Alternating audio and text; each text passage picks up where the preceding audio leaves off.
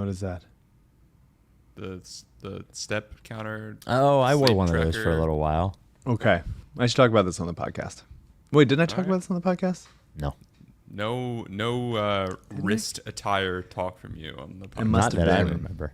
It must Maybe have that been, was in August. This is August 4. It was in August 1. No. I must have talked about it in the writer's room. I definitely talked about it in a place where I was like uncomfortable saying it. But it's better here. Huh. Uncomfortable saying it. Yeah, because I started wearing it like last week. It's a Fitbit. Just for I'll tell you in a second. Here's the question for one of those. Yeah. I have a number of steps I want to hit every day since I had hip surgery or whatever. What's the number? Now it started at 10. Now it's 15,000. Okay. I'm averaging 17,000 this month, which is I'm very proud of it. But where are you walking? I walk for like 90 minutes in the morning. You walk for 90 minutes? I do. Every morning? I do. And it's just walking? I'm walking and listening to stuff and thinking about the show or whatever. But yeah. But you're not going for a run. It is walking. No, I would say twice a week I will run for 10 minutes of it. But that's it. So, but the only way to get to that number is to walk during the commercial breaks of the show. And so I do like a lap around the radio station. And twice today I forgot my phone, which counts my steps. And it's just like, I can never get those fucking steps back. That's 500 steps I'm never going to get. Yeah, it's become a job for you. I will say the steps on this seem way more legitimate than the steps on the phone. Oh, really? This feels like it has like more of a system, whereas the phone is just like kind of whatever. I was impressed that the phone was able to count my steps on a treadmill because I thought it used like distance, but it uses your body movement or whatever. I don't trust it. Kelly and I will run together often, and our like end distance is always off by a long shot. I'm wearing a Garmin watch. She's just using her phone. So definitely test that. I wore an Apple Watch for a while. For a little bit. It was making me crazy. Yeah. Like I am with the steps now. Mm-hmm. Like it really is like another thing to track and for me to be stressed out about and to feel bad about myself when I don't achieve. That's what I need. Last thing, the end of August, I wanted to get my steps higher than July, and on the last day, I was doing the math. I needed like 22.5, and I was like, I'm fucking doing it. Yeah. So. But you got to retire it after that. Once you accomplish it, you can't. Then it just becomes capitalism, Spike. You keep going more. You keep wanting more. It's about growth, and it can't be. It can't always be. It is growth. You should look at my steps since hip surgery. It's up literally every month. I need growth. You're going to walk yourself to death, bro. Yeah. All right, let's do it. As I walk myself to death. The Rights to Ricky Sanchez podcast is presented by Draftkings Sportsbook. Sign up for Draftkings Sportsbook by using promo code RTRS. Brought to you by MortgageCS. Become a MortgageCS Ricky VIP at mortgagecs.com/Ricky. Can't wait to talk about MortgageCS today when I mention the Fed and interest rates. I expect Mike to chime in a lot on that one. LL Pavorsky Jewelers, where Rights to Ricky Sanchez listeners go and get engaged, and Kinetic Skateboarding, get 9.1% off your first order with promo code Dave Silver. All right, the pod description today is true August number 3. All right, here's what we have on the show today. Woj retires. Philadelphia mayor approves the Sixers arena plan. Danuel House says he did not have sex in the bubble. Tony T plays Red Rocks, and Ben Simmons is back. So there you go. We are raising money for Providence Animal Center with our Bark in the Park run/walk team. We do it every year. We got to hit 20 grand. I think we're at 6,000 or something. We have 5 weeks to go. Thank you to MortgageCS and LL Pavorsky for sponsoring the team. If you join the team and raise at least $100, you get our special team shirt. Make a donation or join the team at the link in the podcast. New episode of the Draft Council this week. The Draft Council is our NBA Draft podcast hosted by Dan Ollinger and Ahmed Jama. You can get it wherever you get your podcast. Search the Draft Council. They do sort of rebuild plans for some rebuilding teams in the NBA. So they did the Spurs and the Raptors and the Jazz and the Pistons this week. So get that pod. A new Carl Andrew Record Club episode out this week. We talk about albums from La Luz, Starland Vocal Band, and a new song from Amos Lee. And the tickets are available currently for Carl Landry Record Club Pod 2 and New Metal Night at Underground Arts as we celebrate Jason Lipchitz's brand new book about Linkin Park called It Starts With One. You can get a ticket with the book and get it signed by Jason and pictures with all of us. Me, Mutlu, Jason, AU will be there. So we're going to do a great live pod, and then we're going to listen to New Metal and Linkin Park all night, drink Surfsides and all that kind of shit. Get tickets at it's pre-sale right now. So we will put the link in the description, and the pre-sale password is Carl.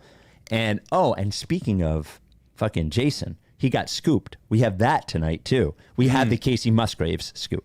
We know the Kacey Musgraves story. I think that beats Tony T playing Red Rocks. Yes, yes. Kinetic skateboarding, we're heading into the fall. If you're in school, it's back to school. If you have kids, it's back to school. Perhaps you're just a regular working person, but you need new outfits for work because it's the fall. Kinetic skateboarding, depending on where you work. I can wear kinetic stuff to work. The best hoodies, stuff that you're not going to find anywhere else. The best sneakers that you're not going to find anywhere else. New Balance, Vans, Nikes, and it's kinetic skateboarding. But you don't have to be a skateboarder. I'm not a skateboarder. I'm fucking old as shit, and I'm frail. You think I can skateboard? No. But I can wear all this cool stuff, and so can you. Go to kineticskateboarding.com and use code DaveSilver for 9.1% off your first order. Without any further ado, Amos and the chef.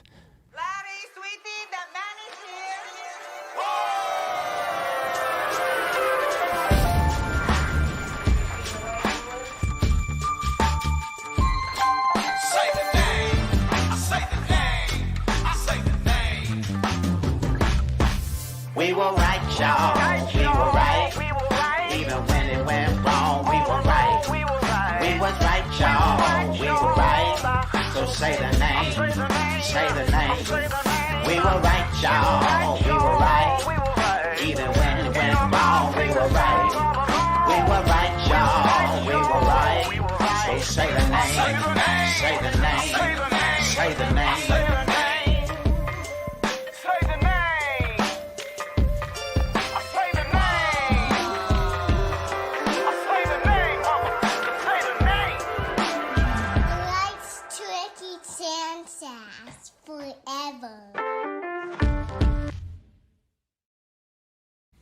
Welcome to the Rights to Ricky Sanchez podcast. I'm Spike Eskin, along with a guy who's got something on his wrist. That is one Mike Levin. Here we go. Yep. August 3. Mm-hmm. We are here. Yep. So I started wearing a Fitbit over the last week or something because I want to establish a level of this is what normal is before the Sixers season starts. For my heart rate, so that's not really true. That really is what it is. It really is. You're fucking psycho, man. I swear to God. I want to be okay. So what is my resting? I'm at work. I'm in stressful situations at work.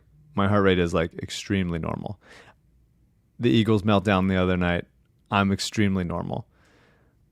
It's just the Sixers. So I really want to know do the Sixers do really unhealthy things to me? Can we track this on the pod? Can we give your normal resting heart rate? And all right, then so right now, let's do it. And then maybe during a game, maybe we can track, at certain points during the game. I would love to do that. The hope is that. All right, so my resting heart rate, I don't know if this is good or not, but it seems low to me. My resting heart rate is 61. That's good. Resting heart rate 61. Yeah, you're a healthy guy. Healthy guy. My heart rate right now is 70. Okay. So I'm a little bit active. But you are. I was moving around. I was moving around all day. Mm-hmm. And only a couple times since the last week I've worn it has it even gotten really close to 100. Okay. And so I want it to buzz when I get past 110. Watching the Sixers, you think your heart rate's going to get past 110? I don't think during the regular season. Jesus Christ, man. I hope not. What's too high? What should I set it to lower than 110? Well, I mean, for a buzz? Well, I mean, here's the thing. When you're exercising and stuff, it could be 140 or something like that. But to me, I wore it to play basketball in. Oh, me and Alyssa won our co-ed basketball championship, by the way. Congratulations. Talk about that yet. And I wore this. When I play like this, I don't play like that. When I play, I'm pretty intense. And Alyssa. And Alyssa. There you go. Honestly, Sign me. That's nice of you to And say. Alyssa. To add her. Yeah. There's some like I don't know how this thing really works very much, but I'll try to set it to 100. If you think 110 is too high, then I'll try to set it to 100. I'll track I'll get something. I'll track mine too, just to get a sense of it. But 110 seems extreme for just watching basketball. Sure. So, the idea basically is, and this is obviously encouraged in part by my wife who likes watching basketball with me when I'm not a lunatic. Yep. Is if there can be just a little bit of like a leash on me. Oh yeah. That can just sort of like yank me back to be like, hey, I'm getting crazy right now. Remember what you're on. I just gotta like tie it back so I can just like if my heart rate if my watch reminds me like take a little bit of a breath, my friend. And so I don't think in the regular season will be a big deal, but I do think in the playoffs or at the like in the crunch time of a couple intense rivalry type games during the regular season, I think I'm capable of being a problem. And so I don't want to be. I want to be more calm because the routine is I watch the games. Yep. Let's say playoff games specifically. I watch the games. Yep. I get frustrated usually because something bad happens. They're helping when they shouldn't help, etc. Yeah. And then I get really mad at the end and they lose. Yeah. And then I go on the podcast. I'm like, I hit it hard on the podcast. You watch me melt down. And then by doing the podcast, you feel better. I feel better. Yeah. And then after the podcast is over, I'm like a person again. But I would like to let's sort of like ease into being a little bit more regular. We do need you to still be Mike on the podcast. I think that I can achieve that while just occasionally breathing during a big game. That's fair. I do think so. Boy, really this offseason, we've really drifted into just fucking, this is the podcastiest podcast on the planet. Okay. Yes. Doing 11 years. You got to keep innovating. And that is wearing tracking my heart rate during these motherfuckers trying to mess with me. Yep. So people who are watching the game live sometime in the next decade will likely be able to watch the game in Philadelphia or at least the first step per Philadelphia Mayor Cherelle Parker, who made this announcement today. I know this announcement's like 4 minutes. We'll see how much of it we really want to watch. If we get to 4 minutes, I'm leaving. Nah, but go ahead, CJ, hit it. Good day, Philadelphia, and hello, everyone. As your 100th mayor, I come before you from my City Hall office with a very important announcement. I am proud to share that I have made my decision and an agreement has been reached that will ensure that our Sixers are staying home. Yes, you heard me correctly. My administration has reached an agreement with the Philadelphia 76ers for an arena in Center City, and I will be transmitting the related legislative package to our City Council of Philadelphia for its consideration where it must be approved. Philadelphia, I am proud. This is an historic agreement. Okay. It is the best financial. She does say it's the best financial deal ever in the history of Philadelphia. Now she is a bit of tooting her own horn on this one, obviously. Now I thought this would happen. I did think that the Sixers Camden thing was eventually going to lead to this. It does have to be approved by City Council. I'm not sure of the politics of the state part of it, if there's any state money involved, in which case I guess it would have to go to Josh Shapiro and all that kind of stuff. I'm glad, I guess, it's not going to New Jersey. I wish it was staying in South Philly. I do think that traffic around the Market East location is going to be devastating, but what are you going to do? I already work in the city. I'll take the fucking subway or walk there or something. But there you go. If it is approved by City Council, looks like it's going to happen. And stay in Philadelphia, though not in South Philly, which did not seem to be an option anyway. So yeah. Yeah. I don't fucking know, man. I get why if you're the mayor, being the mayor who lets the Sixers leave, it in your first term, it feels like not a great reputation. Yeah, and by the way, they knew that. You know, when all of this Jersey stuff happened, they obviously trying to put pressure on the city was their intention, obviously, to get the deal done. And she does not, of all this stuff on her plate, like the Sixers leaving seems like an unnecessary hassle. But I am, put it this way, I am curious about how this is going to work out, where they want to put it. So, yeah, I mean, yeah, I was just in Harrisburg for the wedding, and then flew out of Philly. So I had a very quick lunch with my family at Chickies on Packer. Mm-hmm. That's where we do our show once a week. That's where we do the show. So I was there once a week. I was in the back room. Mm-hmm. That's where we did our fantasy football draft. Long table. Oh, really? I'm 1-1. And it's just, I don't know. I like that they're all in the same area. Yes. I'm sure I'm just used to it. And it just feels whatever. It feels like I would obviously like it if I lived in Boston or Chicago and you had like a city and a stadium like built into the fabric of the city. But there's something nice about like, well, we don't have that. Yep. But we do have this. Where it's easy to get to, and it's all in the same place. They're all right there. You can like look. There's something kind of, at least for me, it was always cool of like, okay, I'm going to a Sixers game and like, oh look, there's the link. It's like the link in the off season, or Citizen Bank Park in the off season, and you sort of see it and it's like seems quiet, and there's something just kind of special about that. I don't know that it's all there. I guess you would have it if they were in separate places, but there being just a big, here's where the sports happen place always was nice. But if they do build it there and it's cool, then great. I'm sure the owners are, we're going to stop at nothing to get their arena. I'm frankly surprised they've owned the team this long, and we've been doing the podcast this long, and you've been talking about them eventually getting an arena this long, that they haven't done it already. It's amazing that we did the podcast long enough for them to get the arena. Yeah, but I mean, it's not going to open. I mean, 2029, I think, was the initial goal or something. Yeah, I wonder how long like the Intuit Dome took, because it did feel like that went very fast. Yeah, for the Clippers' new arena. It's always funny when they talk about how long, or when something takes a long time to build, even at your house.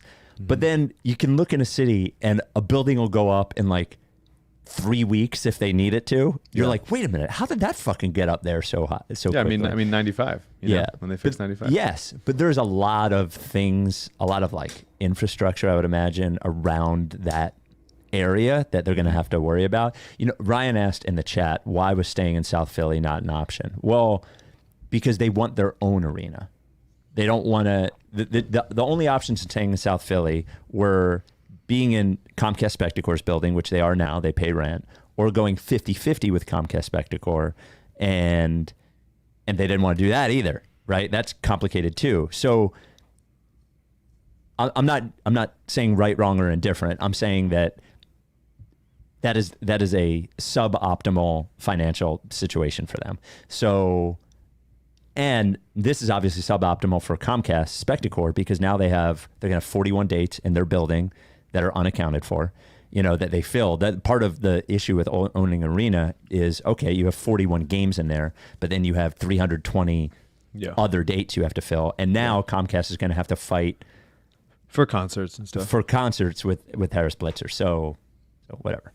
I was wondering, like, actually yesterday, because the WNBA announced a new team in Portland, which was sort of telegraphed because Portland they were supposed to get the team before Toronto was getting their team, and then it seemed like something happened with the Moda Center, which is where the Blazers play, and kind of was a little bit of a setback. And it was always like, well, they're going to get that figured out and then go to Portland, because it seemed like they won it there, and that ended up happening. So Golden State is going to open next season. WNBA season is almost over.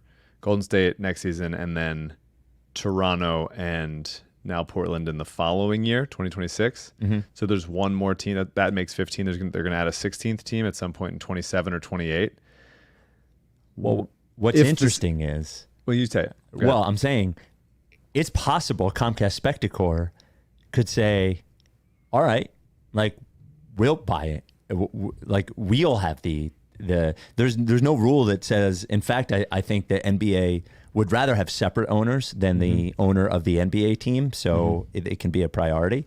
I think it'd be interesting if Comcast Spectacor is like, okay, we're going to put in a bid for a WNBA team and we want it, and we put it at where the Flyers play. Yeah. You know, because that would help them with dates too. Yeah. So that'd be pretty cool. Yeah. Do you think this makes it more likely that there's a WNBA team in Philly as one of those last options? Because it seems like, you know, there's been a bunch of cities thrown around for that last team. I think Philly's definitely in it. I think Miami's in it, or Orlando, one of them, and I think probably like Nashville. I think from a look, now there's, if you say it was 365 dates available, now there's 730 dates available total.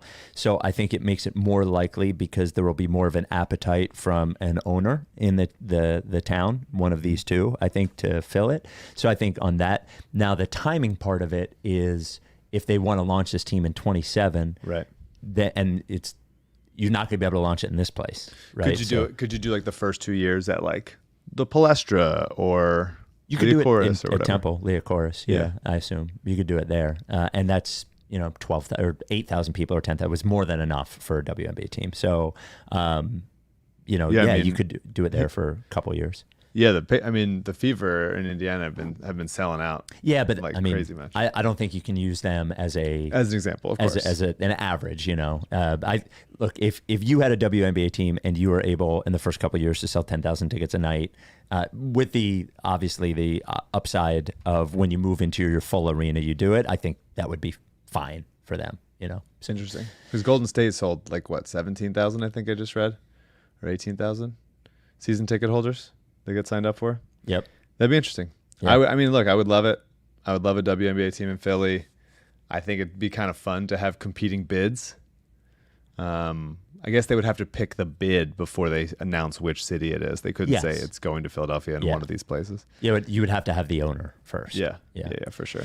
The Rights to Ricky Sanchez podcast is brought to you by MortgageCS. We love MortgageCS. Independent mortgage broker, helps you get your mortgage, doesn't give you the money, helps you find your loan, goes to all the places, finds you the best place. Mike, did you hear the Fed is lowering interest rates? I love the Fed. 50 base points. I love base points. Twice Baseball, as much. Baseball, base points. Yeah, twice as much as people thought. So interest rates for homes, mortgage rates, have been coming down with the anticipating that this would happen. This obviously helps lower interest rates. Now, that's good for you if you want to buy a home. However, what it does do is it means that more people are going to want to buy a home. So there's a little more competition. All that is to say, you need a mortgage broker who is fucking on their game, who wants to give you the advantage over other people by being there for you all the time, by giving you the advice you need on bidding for the home to help get it, for being reliable and well-respected. So when sellers are looking at the bids to sell a house, they want to know that the mortgage is going to close. They want to be able to know and trust the broker. That helps. MortgageCS is going to do all of this for you. And the next fall and winter is not usually the busy time in buying a home.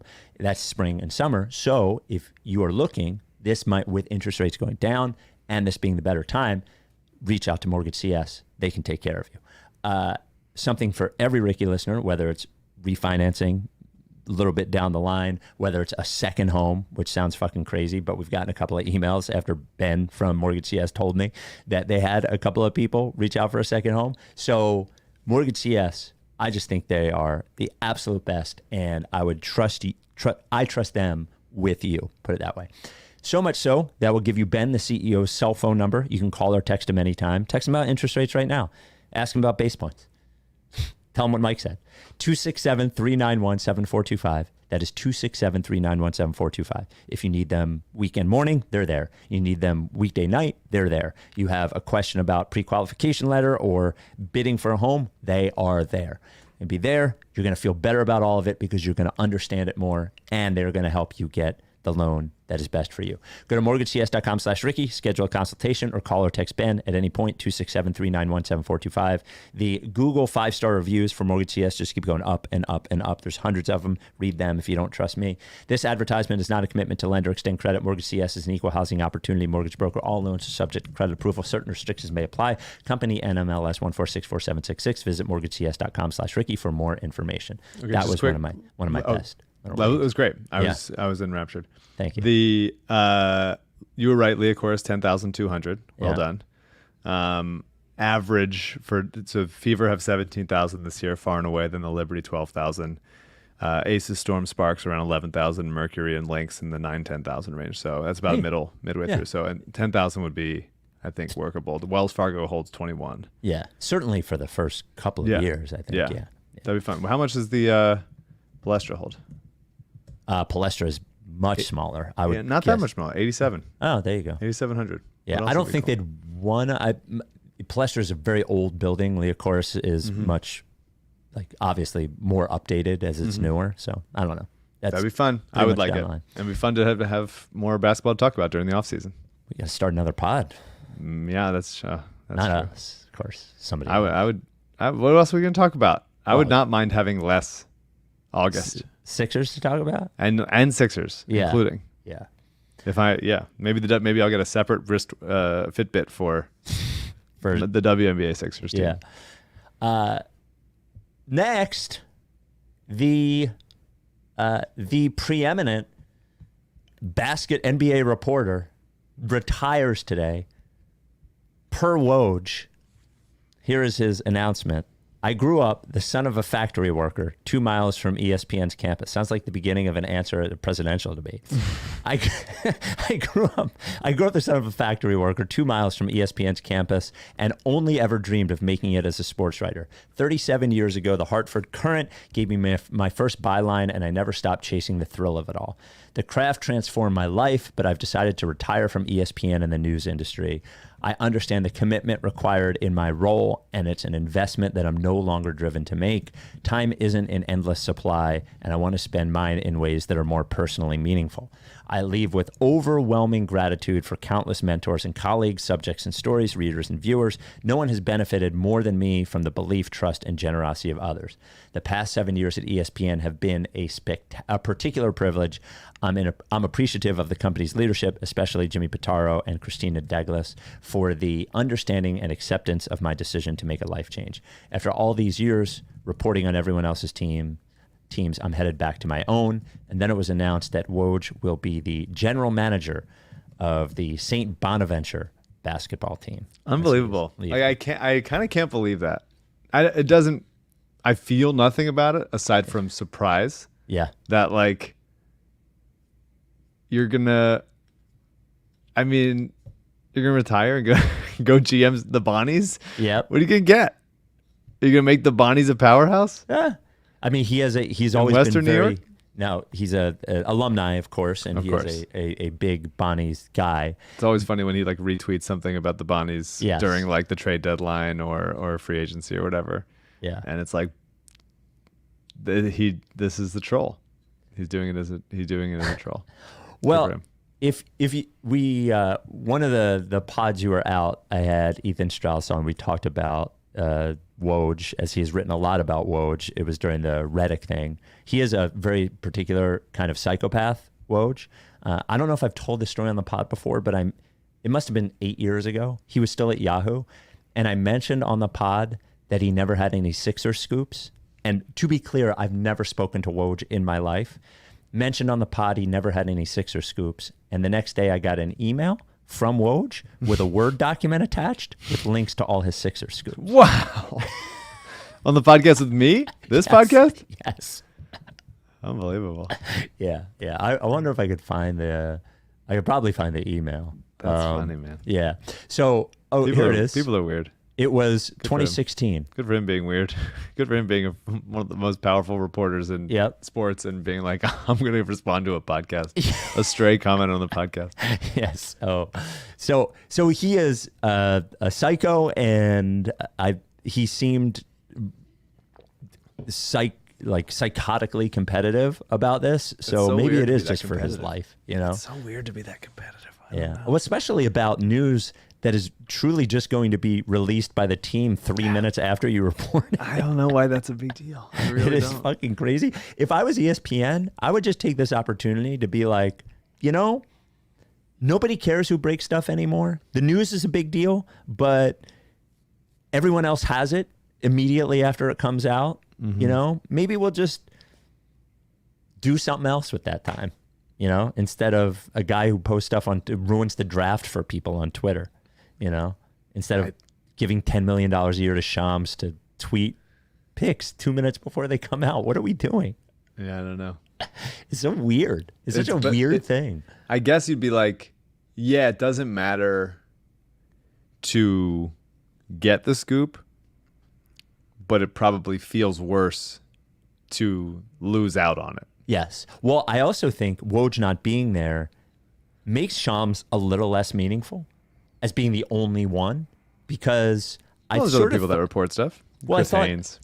Yeah, but I mean, as far as it was really those two guys, right. You know? So I wonder who fills that void, if anyone fills that. I don't even care. What am I talking about? This doesn't matter. Fuck it. It's fucking stupid. God bless him. It's not an insult to Shams or Woj. It just seems just fucking dumb. For some reason, when Schefter's doing it, he seems like he's like having a good time and everybody's enjoying themselves, and it doesn't seem so weird and cutthroat. It just seems so fucking weird in the NBA. Yeah, that's an interesting dynamic. Could be a fun 30 for 30 in a few years. Yeah. Woj v. Shams. Yeah.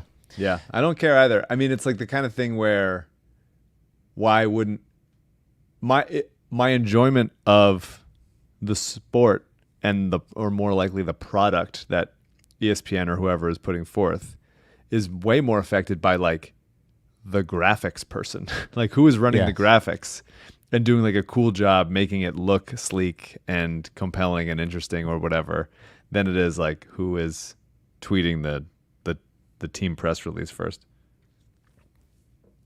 And that's August, baby. It is August. So I'm going to give you a choice for next topic. Here's what we got. We got importance of the regular season. We have... It's not. Ben Simmons back. We've done it. And we have Ricky music stories from... We have War on Drugs. Maybe I want to hear the what's her name? Kacey Musgraves. Yes. So we'll go to Ricky music stories. Okay. So all right. Let's start with the Kacey Musgraves thing. CJ, can you play the Kacey Musgraves clip? So a few weeks ago on the Ricky, we played a clip from Kacey Musgraves, who was awesome, from her Instagram of her and her friends singing "Here Come the Sixers." Here's the clip in case you missed it. Everybody for Philadelphia, 76ers, stomp your feet. Everybody for Philadelphia, 76ers. So there we go. So we were like, what the fuck is going on? Blah, blah, blah. And it's important to note they're not even singing good. No. They're just singing like regular people, which I do think is kind of cool. Yes, it's charming, I think. Yeah.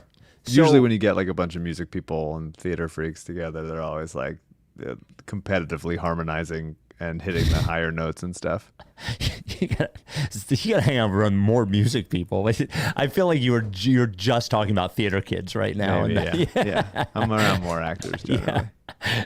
So, one time I was with Amos and Mutlu, and one of them was like, "That wasn't even in key, dickhead," and the other guy was like, "Oh." Anyway, so we put Jason Lipschitz on the case of Billboard and of Live Carl Landry Record Club Pod 2. His ass came up empty. Yeah, his book, It Starts With One. Get tickets to the Carl, pre-sale password Carl, link in the description. Anyway, so we put it on Jason, and he hadn't come up with anything. And I got a text message from War on Drugs bass player Dave Hartley, who has been on the Ricky before. And Dave was like, I'm going to scoop Lipschitz and get the Kacey Musgraves story. And I said, and he goes, he goes, what's it worth to you? And I was like, Dave, what's it worth to me? I don't know. Jason will get it eventually. It's not worth anything to me, but you should scoop him on it. Trying to shake you down. Yeah. So literally 5 minutes later, he got the story. So it's like, hang tight. I texted Jason and I'm like, Dave Hartley's going to scoop you. And he's like, no, he's not. And I said, he's gonna. I'm telling you, he's gonna. So Dave scooped him. So this is per, and I investigated this guy, definitely completely legit. This is per Dave Wax, an LA-based music producer. And here is exactly the story on the Kacey Musgraves singing the Here Come the Sixers. This is the text exactly. It's an inside joke between some friends at a party where a friend of theirs who was a Sixers fan had the DJ play the Sixers theme, and everyone loved it so much and was vibing so hard that now anytime they're all together, they just sing it. But it's on some more like cheerleader vibes where they just love the chant of the song. Kacey isn't a Sixers fan at all. Apparently the moment when it played was just so funny that it bled into the dynamic of the weekend and continues to be a thing. Which seems like a real like friend thing to happen. So yeah, a little theatery. Yeah. Nah, so I like the theater. I like the theater, but you got to make fun of him. So what I would love to do now that we know Kacey Musgraves is not a Sixers fan, let me just say, yeah, she's not a Sixers fan yet. That was my point. Because everybody has their way in. Yes. Fucking, there's Australian people that listen to this podcast. Yep. That started listening because of Ben Simmons. Yep. And he's gone, and they probably hate Ben Simmons. Yep. And they still listen, and they're still Sixers fans. So I think that could happen with Kacey Musgraves. Yep. Let's bring her in. So what I want everyone to do is not be a psychotic about it, but she does have two social media accounts, Twitter and Instagram. We should just tell her to be a Sixers fan, welcome her in. Would love to have Kacey Musgraves on the pod. Big fan, sings a Sixers song, not a Sixers fan, make her a Sixers fan. How big a fan do you have to be? Not that big. Just say you're a Sixers fan. Honestly, you don't even have to watch the games. I don't care. So just show up sometimes and sing the song. Yep. Do the national anthem. Ring the bell. Ring the bell. Ring the bell. So there you go. And Jason Lipschitz, you piece of shit. How do you let diss track? How do you let a fucking just a guy in a band? No offense, Dave. Wow. Friend of the pod, big band, but how do you just let him say, "I'm going to get the story"? Wakes up and gets the story. Yeah. You're dicking around with your Linkin Park book. And you missed, and your book, Jason, missed the biggest scoop of all, that the band is getting back together. Yeah. Doing a fucking book, don't even know that they're starting to play again. Yes. You do Open a whole your Linkin eyes. Park book, and then you wake up and you're surprised by them getting back together. Ridiculous. Holy fuck, this guy. Nobody buy the book. Nobody buy the book. All right. I love Jason.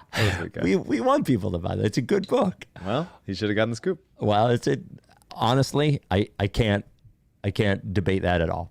The Rights to Ricky Sanchez podcast is brought to you by LL Pavorsky Jewelers, where Rights to Ricky Sanchez listeners get engaged. Is this the one? No, here we go. Spike, this came from Justin. Spike, Mike, CJ, Norman, Harrell. After listening to the most recent episode in which Mrs. Briggs claimed to be 406, I felt inspired to write in and offer my hearty endorsement of her as the person who would have been 406 if not for the repair of her band. More importantly, though, I wanted to write in a glowing endorsement of Lee and LL Pavorsky Jewelers. As an OG Ricky guy going back to the Miller's Ale House lottery party, which I attended as a sophomore at Temple, I never knew if I would meet the one. But I knew if I did, I would only consider one jeweler. After 2.5 years of dating my girlfriend and her staying by my side through several petulant mental breakdowns as the Sixers continued to disappoint us in April and May, I knew she was the one and booked our appointment with LL. When the day came, LL couldn't have been more professional or better prepared. We sent him several designs that she liked from online browsing, but the band and stone we ultimately settled on was different than anything she had considered before, thanks to his expertise in guiding us to what looks better in real life as opposed to online. He was also conscientious of the budget I presented before and never showed us a single ring that went over. In a business where you're always worried about upselling when the pressure is on, Lee never once made me feel that way. After the purchase, he couldn't have been better about guiding us to the right insurer. I couldn't have had to ask for a better experience in getting the ring that will last a lifetime. 407 rather. is Justin. So congratulations, Justin. He said everything. LL, if you're going to go buy an engagement ring, it's got to be from LL, the first sponsor of the Rights to Ricky Sanchez podcast. If you're going to buy a ring from him, you need an appointment. He only does one-on-one stuff instead of, stressful store full of people.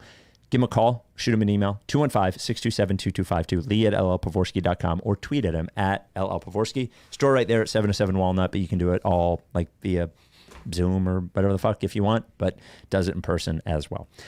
He is a generous supporter of our charities, Mama T's Community Fridge and Providence Animal Center. LL Pavorsky Jewelers. Sending him my Fitbit so he can jewel it up.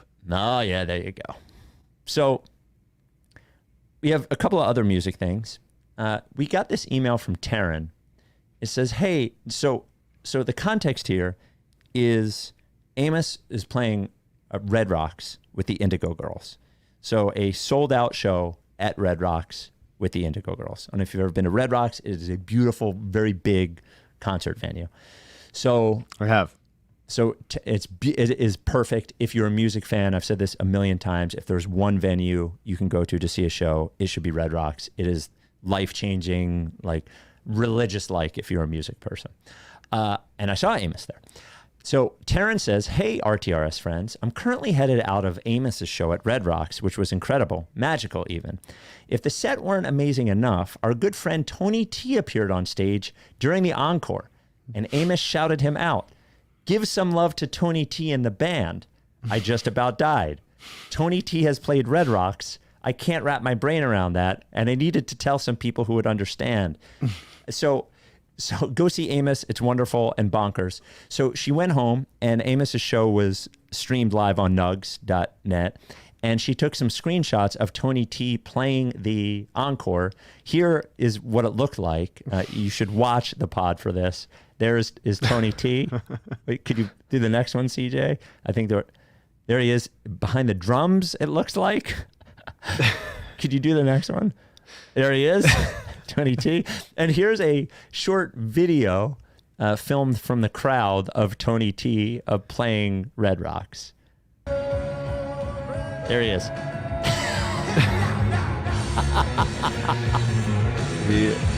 Oh my God. There he is. Right?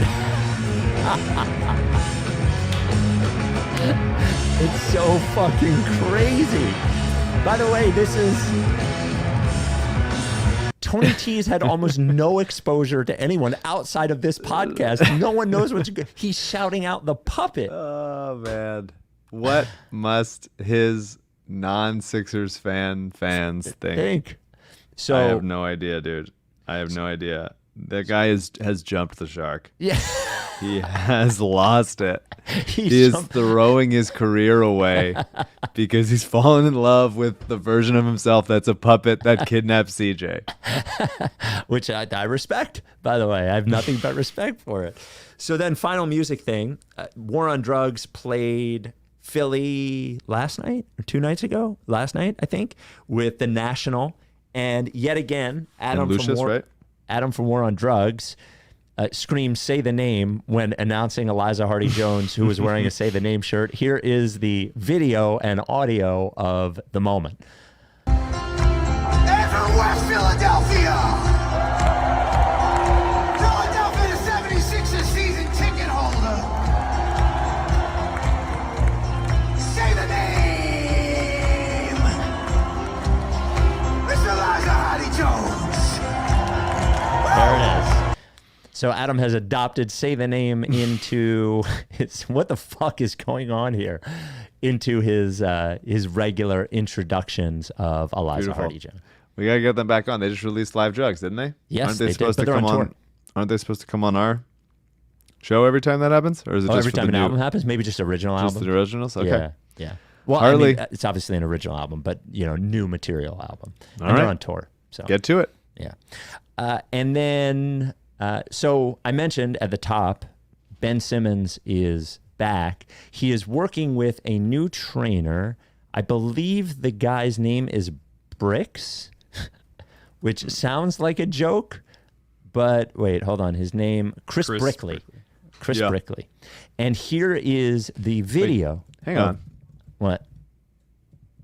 Chris Brickley. Let me look him up. Yeah, he was on set for the Google Pixel commercial that I was on, right? Oh, really? Yeah. He was on with Jimmy. He was in the scene with Jimmy. Yeah, I met him. There you go.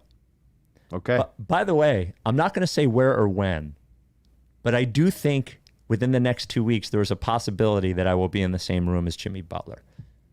It's exciting. Yeah. He's very charming. Would be a great picture, you know? So here is Ben Simmons working out and shooting exactly the same way. There it is. That's it. It's almost weirder somehow. Hold on. I just can't believe it's he's happening still again. doing this. Yep. It is the thing that I believe the least in the world. Not that he's shooting, not that he's still playing basketball, or that he's still capable when healthy and there of being a slightly useful basketball player. Mm-hmm. The thing I can't believe is that he continues posting these videos and Every allowing these videos to be posted. He must be aware of what people say, right? I don't know anything. Okay. I don't know anything that anyone's thinking. Doesn't it seem crazy that he wouldn't be aware somehow? This is the Ben Simmons offseason video of him shooting a jumper with like a fire emoji and his snarl emoji. That's like pre-pandemic shit. Yes. The world is a different place. Do you think and the anyone one falls for stable it now? thing are these videos that is never replicated in an NBA game? Yeah. How does it keep happening? I don't know. He keeps doing it. He must be aware of what people say, right? I think he's very aware of what people say. 'Cause And he's certainly very the people online. around him are aware of what people say. And he goes, I don't care what people say. I'm going to post it anyway. And I see the logic of that for him until you think of the next step of that, which is, well, then why are you posting the video if not to have people see it and then think of you the way you want them to think of you? Thus, you do, in fact, care what people say. Right. Obviously. I'm crazy. confused. It's crazy. I don't know how it keeps happening.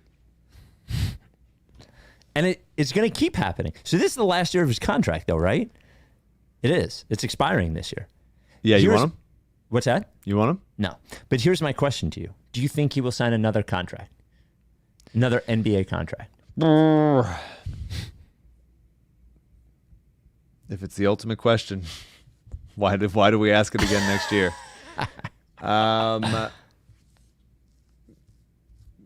Yes. Yes. He's going to sign another contract? Yeah. He's huge. He's athletic. 1 year? 12 million? 1 year prove it deal. Okay. We'll get him in our system. Like, he's only been with 2 teams. San Antonio. And so the kind of talent. Yeah, I mean, San Antonio would be great. Like, don't get me excited. Like, don't do that. It's not going to work. I know, but nothing works. Yeah. So, how many times have I been excited about anything that doesn't work? Yeah. So, like, I don't need it to work to get excited. Right. But the idea of Simmons with like Wembanyama is crazy. That is exciting. I can put that into NBA 2K in my brain. Imagine and go Wemby being able to play with 3 functional NBA players and Ben Simmons. Yes, of course. Yeah. I'm saying the Ben Simmons from 7 years ago, then that becomes an incredibly interesting situation. But yeah, I think someone will, I don't know. Now I'm thinking about it. You got me thinking about it. No. You don't have to think about it anymore. It's your fault. Yeah. The Rice to Ricky Sanchez podcast presented by Draftkings Sportsbook. It's football season. Touchdowns matter more. Draftkings Sportsbook. Mike, they don't care how you score them. You can bet on the games, obviously, spread and money line, but you can just bet on somebody scoring a touchdown. So if you're a new customer, you bet $5, you get $200 in bonus bets instantly. Mike, I'm going to give you some TD scorer bets from this upcoming Eagles game. I wish there was a bet where you could bet that the Saints are going to score 15 TDs. I wonder if that is. So how about this? 3+ TDs. Alvin Kamara plus 1,000. Ooh. Saquon plus 1,400. I do think Saquon bounced back. Not that he played bad last week, aside from the one play. Yeah, dropped it. I think he's going to try to make up for it. He's a stand-up guy, leader. Yeah. Here we go. Anytime TD scorer, Saquon is minus 165. Devontae minus 105. Where's Jalen? Plus 120. First TD scorer, Saquon plus 550. Kamara 380. Honestly, bet your fucking life savings on Kamara scoring the first touchdown at plus 380. That is honestly his second run. The first one will be 17 yards, and the second one will be 47, and that's where he will score. So put it on plus 380. How you feeling about the Birds? By the way, score big with DraftKings Sportsbook, the #1 place to bet touchdowns. Download the Sportsbook app. Use code RTRS. That's code RTRS for new customers to get $200 in bonus bets when you bet just $5. Only at DraftKings Sportsbook. Crown is yours. Gambling problem? Call 1-800-GAMBLER. Got to be 21. See show notes for details. And by the way, thank you to DraftKings Sportsbook for sending me a note this morning, donating $1,000 to the Bark and Park team. They're just like, put us in for 1,000. So that was great. Thank you, DraftKings. What do you think of the Eagles? Completely miserable, I imagine. I mean, look. Obviously, Saquon's got to catch it. He knows that. Everybody knows that. Fluky, badly timed mistakes happen, and that sucked. Obviously, he catches it and it's fine. Defense. Not concerned. Yeah. Not being able to get to the quarterback at all. And not being able to stop the run either. When Kirk Cousins can't move at even a little bit coming off the Achilles, to not get to him at like barely even once. Like they're not touching him, and it's just like Bijan Robinson averaged like 8 yards a carry on top of it. Yeah. They were also gashing downfield plenty of times too. So that's frustrating and maybe unfixable. And Bryce Huff obviously is incredibly disappointing so far. But the most frustrating thing for me, as far as like when I watch a game and there's like things you can control, because you can't control. I mean, you can a little bit control everything, or you can send more blitzers or whatever, but like easily correctable error on the part of coach is frustrating. That's why like my sending help issue is a correctable error. You're deciding to give this person a wide open 3. You're up 3. You need 3 yards to end the game. It's a 1-score game. Sirianni decides to keep it a 1-scored game and give the Falcons the ball back when he knows that his defense has not gotten any pressure on the quarterback all day. Yes, I would have gone for it on 4th down. I think that's so embarrassing of a decision to not go for it, to just kick a field goal, keep it a 1-score game, punt it, kick it back to them. Because even if you kick it back to them, then they're starting the ball on probably the 30. Yeah. And if you didn't get it, then they have the ball in like the 17 or something like that. Well, the other thing too, by the way, is that if you're up 3, they're just going to play for a fucking field goal. Absolutely. Yeah. It's just like it is such, first of all, it is bad logic, and on like player coaching side of that, it is loser behavior. You just had a wide open play. Obviously, 99 times out of 100, he catches that. And you're going to go, I don't trust him to do it. So I'm going to just put my tail between my legs and like play to maybe not lose instead of playing. Just win the game. It's 3 fucking yards. You just had it. Jalen could have taken it himself and had it. I just think that's so embarrassing. And I think Sirianni has no usefulness whatsoever, and he should go. Well, I would have fired him right after the game. I would have fired him before the Falcons scored. I would have fired him. They as soon as Jake Elliott comes on the field, I would say, Jake, hang on 1 second. Let me fire your coach. Go sit down. Can I? Now we're talking about it.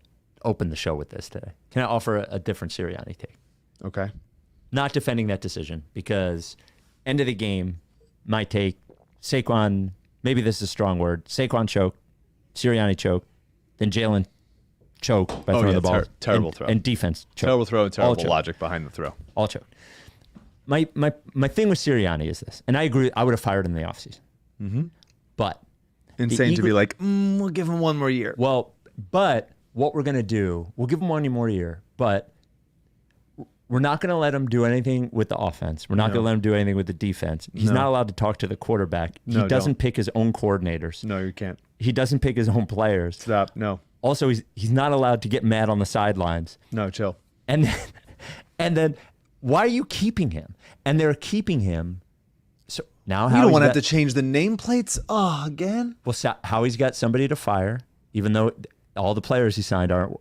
They distract people from fucking Devin White doesn't get on the field. Bryce Huff hasn't fucking touched the quarterback yet. Yeah. It just seems like they are, since the Chip Kelly thing, so scared of hiring a strong-willed coach so they just hire guys that nobody's even considering hiring. It was Doug, and now it's... But Doug was at least like incredibly likable. Well, and Sirianni, if he's going to have a bad relationship with Jalen, who he's a franchise quarterback, even though he's obviously like has issues and is not played up to his abilities and looks, a step slower and all that stuff and is making bad decisions. It's like, but I think that's what do you do? What do you do? Well, but what do you do? But I don't blame him. I blame them. For sure. He's in an impossible situation. Decide what you do and do it. But he's not allowed to. Pick anything and do it. He's not allowed to. He's allowed to say, you know what? I have no role in picking the offense. I have no role in picking the defense. I have no ability to talk to anybody. I can't even. They won't even let me wear the swoop costume.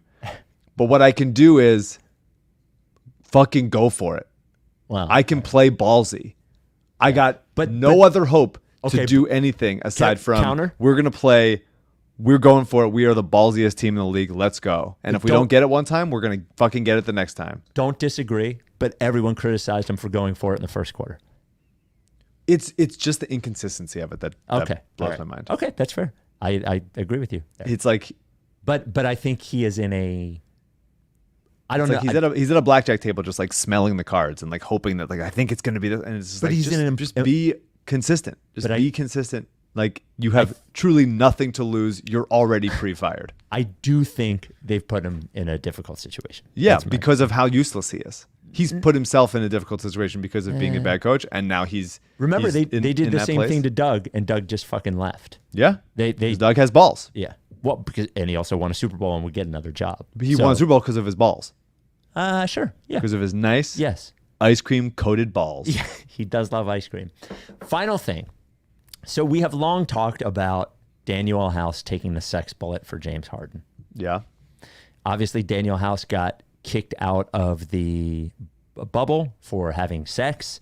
He has not spoken on that until now. He was on a podcast, and here are the quotes, and I'm going to read them as they're written. So, Danuel House talks a certain way. Just understand I'm reading it as it's written. I'm getting my massage. I'm getting my routine because it's the playoffs, House Jr. said. After the prep, I got to my room. I unlocked the door. This was the time when they let you blow in the bubble. So what he means is smoke weed. When they let you blow in the bubble. They took the marijuana to lift off. I rolled too fat backwoods. I'm out there in the Grand Floridian, Walt Disney. That was where we was in. Grown man, tiny ass room. It was flies and lizards coming in there. So I was brushing it off. I got my shirt off. I'm oily.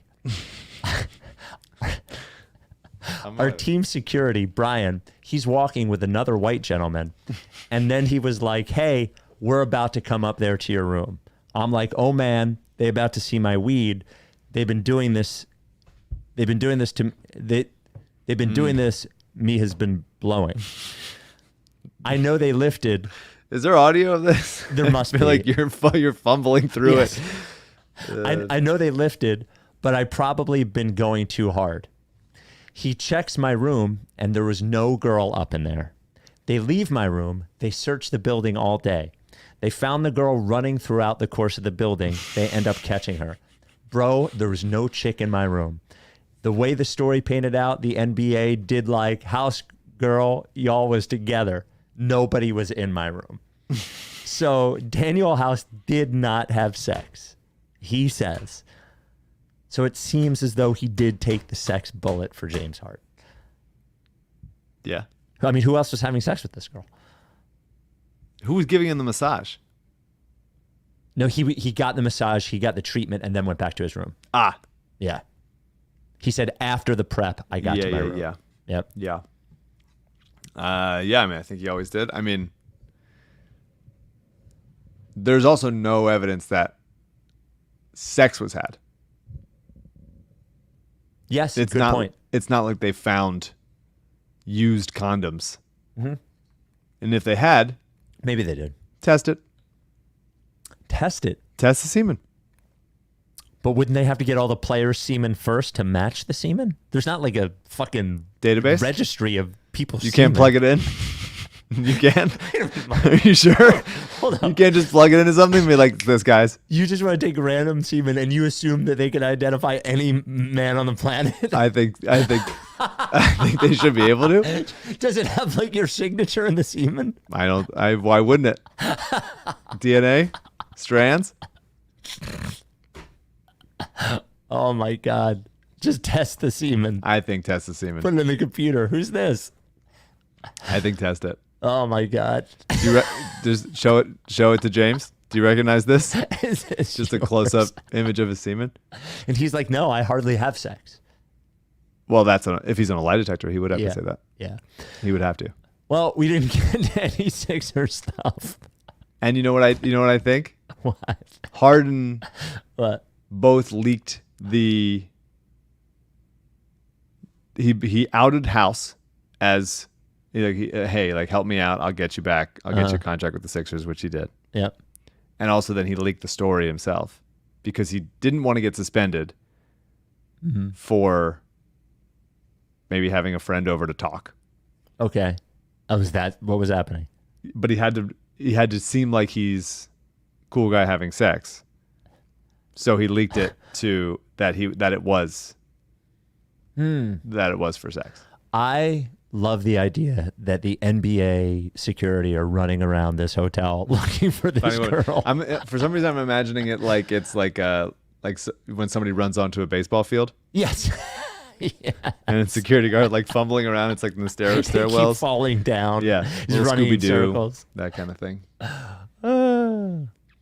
Somebody mentioned that Jonathan mentioned in the chat, is Hartley Lipschitz the new Woj Shams? Wow. Yep. You got to retire now, Jason. Hartley fucking nailed you. Jason doesn't even play music. Yeah. Hartley got your ass. Yeah. A new generation is here. Yep. Yes, this is like basketball players doing their own podcasts. Yes. You know? Hartley's doing his own reporting. That is it. All right. Well, we're 2 weeks from training camp. Oh, I'm back in my men's league started again. I'm back. Last night we lost, unfortunately. I play like this. I don't play like that. When I play, I'm pretty intense. Mike playing basketball. Honestly, sign me. And we won the last season. Yep. Won the championship. Yep. So we're now bumped up to another division, and we're playing against a team that has 2 guys on it. I've told you. Remember I hurt that guy's back who listens to the podcast? Yes. So it's that team. Okay. And so they're in this league again. And so one of them came up to me. Their game was before me, and I saw them, and I said hi. And they came up to me as I was warming up, and they were like, one of them said he emailed you, and you didn't respond, saying Basketball that he would do the guy whose back I hurt. He said I emailed Spike. Fucker didn't respond. I said, what's his name? Dan? Yeah. Something. If it went to the Nice Ricky guy. account, it gets a lot of email. And he said that he would do a scouting report.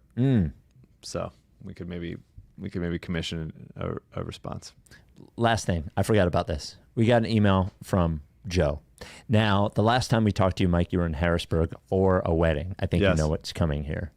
Do you know what's coming here? No. Oh. But this I dug that hole. Is that it? No. So this gentleman reached out on Twitter. Oh, yes. And then sent an email.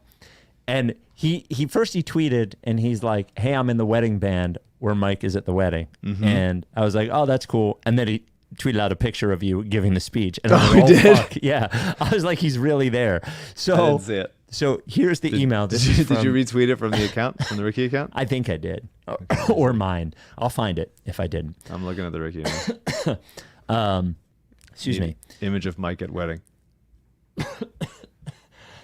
What's going on? Here's the email from Joe. Hi, Spike, Mike, CJ, Harold, Norman. My name is Joe, and I'm a guitar player with a band from Philly called Verona. We do event work, weddings, corporate events, etc. While driving to my job at a wedding near Harrisburg on Saturday, I was listening to the pod and heard Mike say that he was in Harrisburg to attend a wedding on a farm. Mm-hmm. Seemed like too much of a coincidence, and sure enough, there was Mike directly in front of us at the head table as we began. Mm-hmm. Remembering the idea... Head table, flex. Yeah.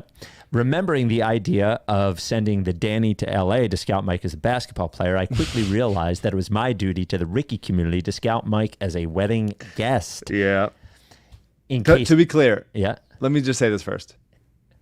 Didn't know, he didn't, so my buddy Ben, his dad Frank, mm-hmm. came up to me towards the end of the night, maybe with like a half hour left of the wedding, and to introduce me to Joe. Yeah. Yep. And had I known that there was a listener of the podcast in the band, or at the wedding or whatever, I probably would have been less drunk and danced probably less weird. Well, but he does, see, you're trying to get out in front of it, but I just want to get out in front of it that it was not me. I was not fronting in a certain way to be like, oh, there's a podcast listener here. Yeah. I'm going to act a certain way. I was unencumbered. So he says, I thought it was my duty to the Ricky community to scout Mike as a wedding guest in case any listeners were contemplating inviting him to their wedding. My conclusions are as follows. He had a horrible best man speech. No, I'm just kidding.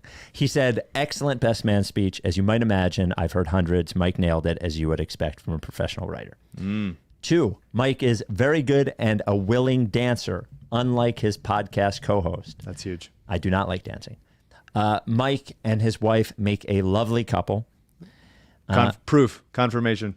And 4, I had the opportunity to meet him briefly at the end of the night. The groom's father sought me out to compliment my performance on a Steely Dan request, and I told him the story about listening to the pod on the way there. He brought Mike over, and we had a brief conversation. He was a nice and gracious guy. So in summary, if you're considering inviting Mike to your wedding, I wholeheartedly endorse the decision. You will not be disappointed. Perhaps if he had written this email about me, you would have invited me to yours.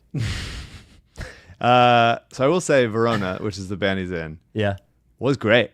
I really don't like wedding bands. Oh, good ones are awesome though. But it's like, why wouldn't you just listen to the songs the way that they are? No, good wedding band, way better than DJ. You're hearing like somebody do like Bruno Mars an impression of him rather than just playing the song. Really disagree. But I will say that was because it's a strong take. It's a strong opinion that I have. I feel very, very strongly about it. I feel like especially there's just nothing worse than a bad wedding band. But Verona was awesome. They were great. There were some really good singers in there. The whole band was really going. It was great. I was very impressed. I saw my buddy was like, I'm having a band, and I was like, okay, and they were awesome. So good for Verona and good for Joe. Maybe the reason the band is so good is because they listen to the podcast. That's possible. I was thinking about it. I forget the name of the band that played my wedding, but I thought they were awesome. A great wedding band's awesome. They were really good. Yeah. All right. And dancing. Okay, so the speech was good. Yep, dancing good. Yeah. Lovely couple. And I met him, and I was a super nice and gracious guy. How about that? Yep. A lot of people don't know that I'm a super nice, gracious guy. Yeah, it seems like bullshit. Fair enough. And I did dig the hole. So, no, actually, I didn't dig the hole. It was 4 guys. Yep. Me, Ben's brother-in-law, and 2 of his buddies. And there were a bunch of shovels. And I'm just not going to be the guy that feels the need to like prove it because the other guys were really wanting to get in there and do digging and say what had to be done. And they had like an auger that they were like using to like clear out the dirt and getting the rocks out and shoveling the crap out of it. And they were really in there. And it wasn't like I was unwilling to help, but it was like, you guys got it. You guys clearly want to do it. I would just get in the way. I did pull some rocks out of there as we were looking as finding the right place for the thing to go. And I was like, all right, I'll shovel a little bit once the other guys got tired, and immediately cut my hand open. Instantly. Wow. Instantly. Here it is. A week later. Ooh. Or 5 days later, whatever. A lot of blood. More than you want on a wedding day. But I kept digging because it was really like the first entry of the shovel. It was and what were you guys digging again for? We were digging a hole because they were during the ceremony, which is a lovely ceremony, very hot, lovely ceremony. They were planting a tree on their wedding day so that it can grow, and then they can look at it and go like, look at that, we got married on this day, and now the tree is like this. So congrats to Ben and Kat. Congrats to me for being a good dancer and a good husband and a good speech giver and a bad shovel man. Yeah. Don't hire me for your shoveling needs. No, he didn't. You notice Joe didn't mention that. No, he didn't. Yeah. He didn't say a damn. Yeah, he's trying to cover up for your shitty shoveling. Yeah. But like getting blood all over the bride and groom. I did, yeah. Yeah. All right. We'll talk to you next time. Are you done with TTP? Yeah. You know Blakeface.